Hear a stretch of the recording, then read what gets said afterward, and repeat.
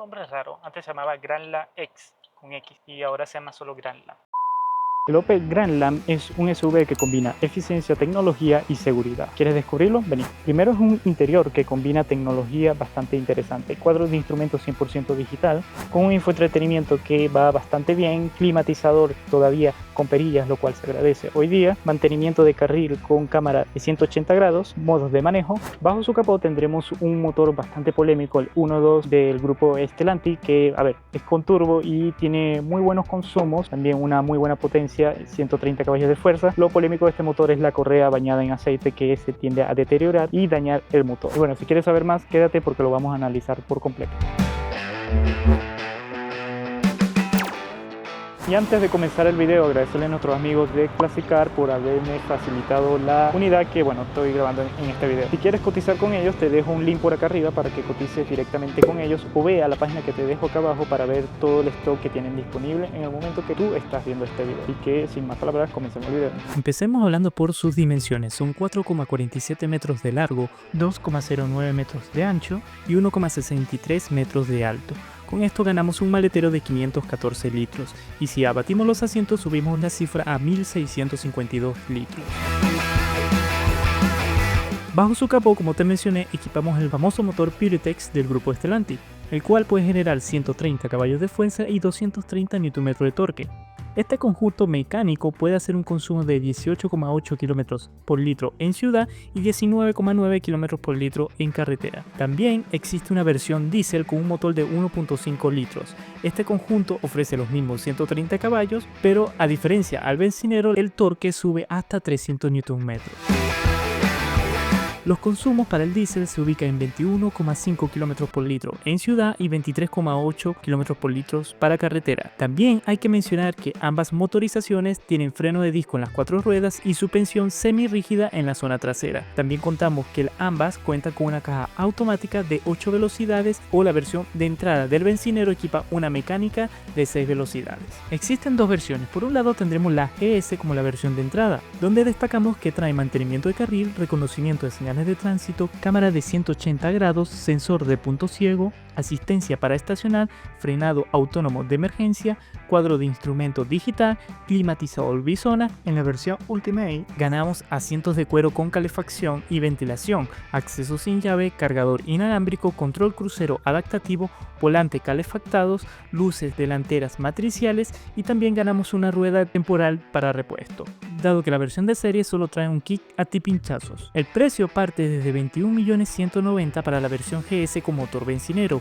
y cambio mecánico. Luego le sigue la GS pero con caja automática, el mismo motor, a 22.890.000. Seguido tenemos el motor diésel que solo se equipa con caja automática y en el acabado GS por 25.090.000. Y por último tendremos la versión Ultimate que solo se ofrece con el motor bencinero y la caja automática en 25.290.000. Todos los precios que te mencioné tienen todos los bonos incluidos. Bueno, empezando por el frente, algo que me gusta de los Opel es que intentan como integrar la parrilla con las ópticas y parecieran ser una sola pieza. Se ve bastante bien. Hay que también mencionar que ya hay un nuevo Grandland que se presentó en abril del 2024. Bueno, todavía no ha llegado a Chile, pero por el frente sigue manteniendo mucho. Lo que cambia es harto por lo que es la parte de atrás. Bueno, como te menciono, muy buenas ópticas. En este caso es la versión simple que no tiene iluminación matricial, pero estas son 100% LED. Tenemos muy buenas medidas acá, 225 de anchura, 55 de perfil y aro 18. Me encanta el perfil. Y bueno, por los lados, algo que me pareció curioso es que la luz de intermitentes se encuentra en esta zona, como se encontraba antiguamente en los vehículos. Poco curioso. Y bueno, retrovisores con el bitono, como puedes ver, el techo oscurecido hasta los retrovisores. Y también esta zona de abajo. Y muy buenos pliegues en la puerta. El cerrado de las puertas, bastante bueno, se siente bueno, pero hay un ruido raro en el pilar. Como que el aire escapara por ahí y se siente raro. Y bueno, también hablar de la dureza, que es muy buena, ¿verdad? Muy rígida la puerta se siente. Y la zona de atrás, el cerrado de las puertas, es medianamente buena. Las dos están no muy buenas, pero la de atrás está un poco mejor, porque no hace ese ruido raro por el pilar. Y la zona de atrás, bastante atractiva, en este caso con las letras oscurecidas, se ve bastante bien. Toda esta zona de piano black, que no me gusta, pero le da una buena apariencia. Y lo que es la apertura del maletero, que en verdad no es automático. y nos da acceso al maletero, y no tenemos forma de plegar lo que es los asientos de esta zona porque te entorpece lo que es el cubre objetos. Eso sí no me gusta, me hubiese gustado capaz un cubre objetos un poco más flexible. Y bueno, en cuanto a amenidades tendremos luz halógena, compartimientos en esta zona, y en la zona de abajo la rueda de repuesto, que es de tamaño temporal pero no es ruedín. Bien ahí, y no mucho más. Cerramos. Bueno, antes de irnos al interior, mostrar la llave, bueno, que es la misma que habíamos visto por lo menos en el Citroën C4, ¿verdad? El grupo Stellantis usa muchos componentes entre sus productos, al igual como hace el grupo Volkswagen, así que hay muchas similitudes en ciertos apartados. Primero, antes de entrar, mostrar el asiento, porque es como de ajuste manual y eléctrico. Esto es para por lo menos ajustar lo que es altura en forma vertical, y esto para ajustar la altura en forma horizontal o atravesado, no sabría decirte, porque es como que sube de esta forma, es como que inclina el asiento. Y esto, bueno, para el apoyo lumbar. Y por acá tendremos también para lo que es reclinar la banqueta. Bueno, al interior de este Grand Blanc, como te digo, está la generación que está de salida porque ya se viene una nueva. Aún así se siente bastante tecnológica, con un cuadro de instrumentos 100% digital, un infoentretenimiento medianamente bueno. Y bueno, tendremos lo que sí es un climatizador a la antigua, que me gusta porque mantiene las perillas. Y bueno, empecemos primero a hablar de lo que sería esta zona, donde tendremos el control de las luces y también el ajuste de altura de las luces delanteras. Por acá los elevalunas con su ajuste de los retrovisores, que en este caso también puedo hacer el pliegue de ellos. Y también mencionar que, bueno, en él tenemos lo que es el sensor de punto ciego en esa esquina. Continuando por acá, bueno, tendremos también una mini guantera que me gusta porque tiene este compartimiento como para tú ir lanzando las monedas sin necesidad de abrirlo. Y bueno, ahí caerían todas. Bastante práctico. Bueno, la calidad de las puertas no es la mejor porque, bueno, tendremos primero acolchado suave en la parte de arriba. Ya aquí, bueno, mantiene algo de acolchado suave también, pero ya de aquí para lo que es hacia abajo es plástico duro. El volante, a ver, tiene bastantes funciones en cuanto en el ajuste del control crucero y ajuste del apartado multimedia. También, bueno, para ajuste de tu teléfono y subir baja el volumen, como te mencioné, del apartado multimedia. Y también tendremos levas de cambio, lo cual está bien. Por acá se controlan lo que son las luces delanteras con sus intermitentes, y aquí lo que es el limpiaparabrisas. Bueno, en lo que es el cuadro de instrumento, bueno, no tendremos la posibilidad de cambiar lo que serían las pistas, solo tendremos esta donde, bueno, tendremos el cuentavueltas de este lado y apartados, temperatura del motor y combustible. Y la velocidad solo te la dice en el centro. Bueno, en el infoentretenimiento hay mucho que indagar. Primero, no me gusta la posición porque como que está muy inclinado esta zona y falta que le pegue un sol de este ángulo para que no se vea nada. Eso sí está mal. Tiene, a ver, buena respuesta, me gustó mucho más que el Citroën C4, por lo menos acá estoy en lo que serían las fuentes de audio. Acá puedo ver la navegación, pero de mi teléfono, no tiene navegación como tal. Aquí vería mi teléfono si estuviese conectado. Aquí, bueno, esto es un botón que se puede configurar para ver los diferentes perfiles del auto. En este apartado vería la conectividad de Apple CarPlay o Android Auto, y aquí veo configuraciones del auto, por lo menos el cambio automático de luces, la ayuda de aparcamiento, vigilancia del ángulo muerto, que sería el punto ciego, el antipatinado, que hace regular es como el control de estabilidad, valga la redundancia, esto de cuando, bueno, te llenas los neumáticos con aire y, bueno, aquí como resetearías. Tiene nombres diferentes, pero al final es lo mismo que vemos en todos los autos. Y aquí vemos, bueno, comportamiento de las luces, en este caso, cómo quieres que te recepcione el auto, el comportamiento de la llave, el desbloqueo de las puertas, y la seguridad, que, bueno, serían las diferentes acciones que tiene aquí, como el Safety Breaker, el indicador de velocidad recomendada, que sería al final la lectura de señales, el reconocimiento de señales de tráfico, que es lo mismo, uno va relacionado con lo otro, y la alerta de atención al conductor, que es el detector de fatiga. Aquí veríamos lo que sería el apartado del climatizador. Aquí veríamos configuraciones, bueno, de lo que ya estamos viendo del perfil, y estos son atajos directos que te da, como vimos, para lo que es el climatizador. Es un sistema también medio simplón, no tiene muchas cosas. Aquí pondremos lo que es el seguro de las puertas, aquí las intermitentes.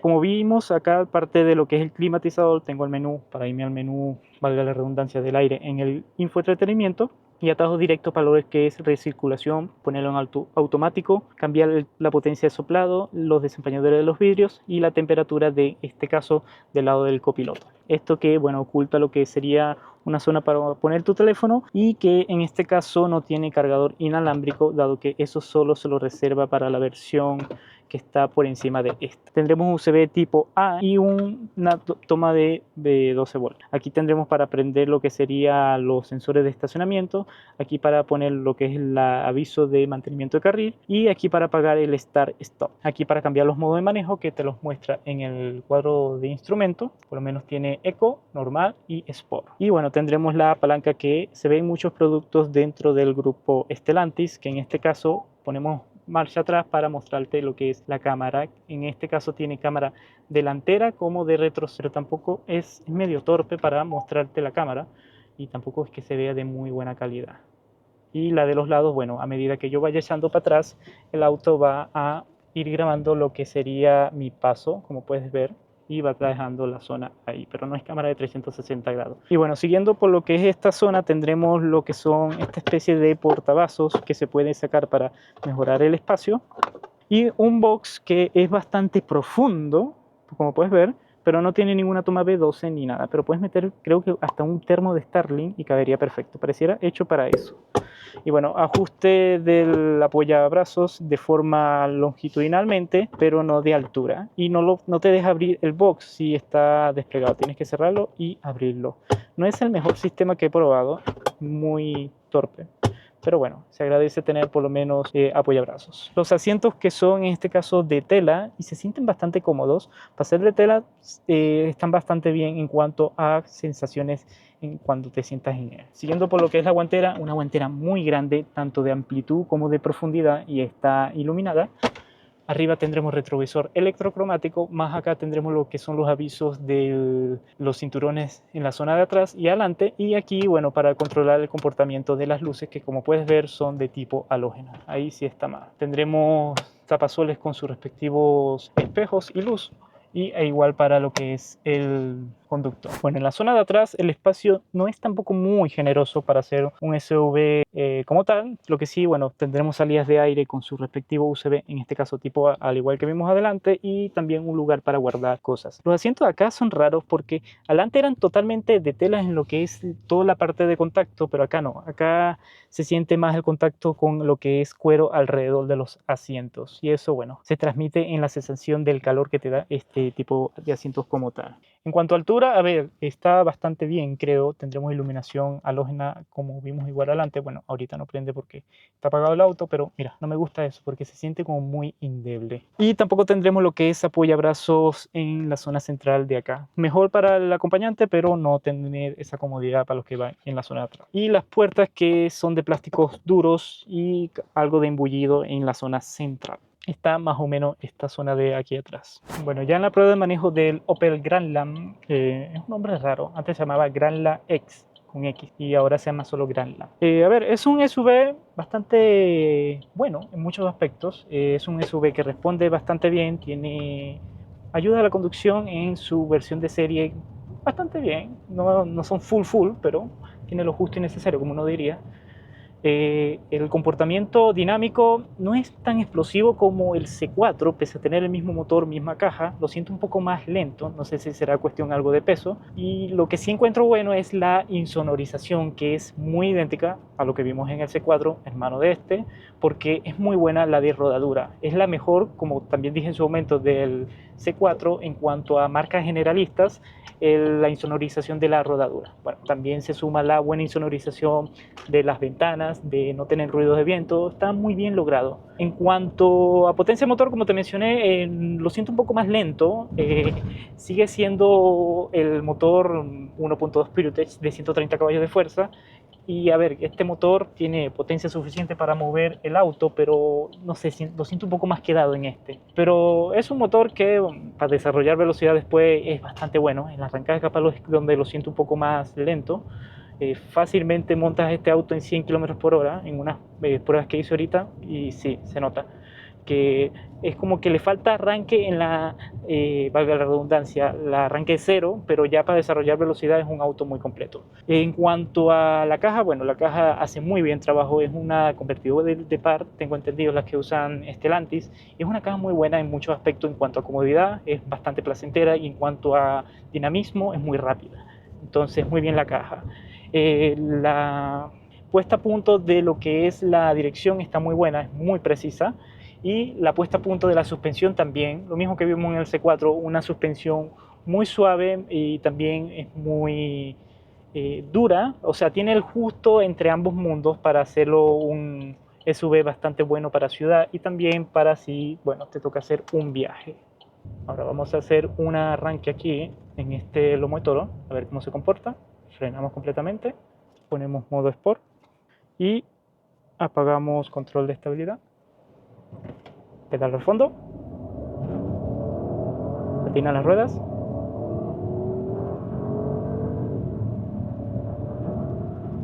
Frenamos. En verdad, como te digo, lo siento lento para hacer estos arranques, es decir, para incorporación de autopistas, incorporación de rotondas. Capaz es un auto poco lento, pero no está mal luego para desarrollar velocidad. El ruido del motor está medianamente bien sonorizado, no lo vas a escuchar, bueno, a menos que le metas potencia, ahí sí lo vas a sentir, pero tampoco tanto. Y bueno, la ayuda de conducción, este auto tiene mantenimiento de carril que funciona, si no me equivoco, entre 50 y 60 kilómetros, se activa solo y el auto, valga la redundancia, te va a mantener en el carril. Y bueno, ahí en el tablero te avisa, te pones las líneas verdes y el auto te va a mantener en el carril bastante bien, lo diría yo, no es tan intrusivo y bueno, también si tú insistes, el auto te va a dejar y te va a avisar de que te está saliendo del carril. Bastante bien logrado el sistema. El sensor de punto ciego, a ver, está ahí, pero tampoco es que se note mucho de día. Me pasa mucho con estos sensores de punto ciego que están dentro del retrovisor, no se notan tanto como uno quisiera de día, solo se notarían de noche, pero bueno, se agradece tenerlo. Vamos a apagar el modo Sport y ahora andemos en modo normal, que bueno, es para donde se va a usar este auto, que es tener confort de marcha. Y bueno, mencionar también que tenemos las paletas de cambios que funcionan relativamente bien y bastante rápido. Bueno, para estas incorporaciones de rotonda, presiono y en verdad siento que se queda el auto y no me parece que sea de caja, en verdad es de motor. Sientes que el motor como que se ahoga o no tiene la potencia para poder mover la masa del vehículo. Pero bueno, ya vas desarrollando, es un auto bastante confortable. Bueno, también mencionar que si no freno, te avisa si te estás acercando mucho al auto que te precede y también está bien logrado porque no es tampoco tan molesto, te avisa justamente cuando realmente no estás frenando y te acercas mucho al objeto. Por lo menos acá, para incorporarme, pedal al fondo. No, ahí sí desarrolló porque tenía un poco de velocidad y en verdad el balanceo de la carrocería está bien logrado, el cinturón se tensa, me gusta. Aunque no crean, pocos autos hacen eso, de tensar el cinturón para mantenerte un poco más ajustado a tu puesto. Lo que sí voy a mencionar es que el apoyo lumbar no me gusta, lo tengo al mínimo y siento que está muy presente y en verdad es molesto. Yo en verdad soy muy criticón con los apoyos lumbares, si no son buenos lo siento al tiro y en este no es tan bueno, está muy presente. Ahora, ¿es recomendable este Grandland?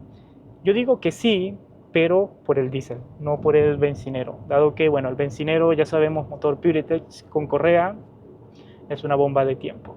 Así que si te puedes ir por el diésel, mejorar los consumos y también mejoras el torque, porque aquel tiene más torque que este. Y bueno, es un motor también mucho más confiable. Así que es muy buen producto, pero vete por el diésel, no por este bencinero. Y ya que llegaste hasta acá, anda a ver el video que hice de la Tiguan R-Line, que está muy interesante, sube de 7 Plus. Pincha aquí y anda a verlo.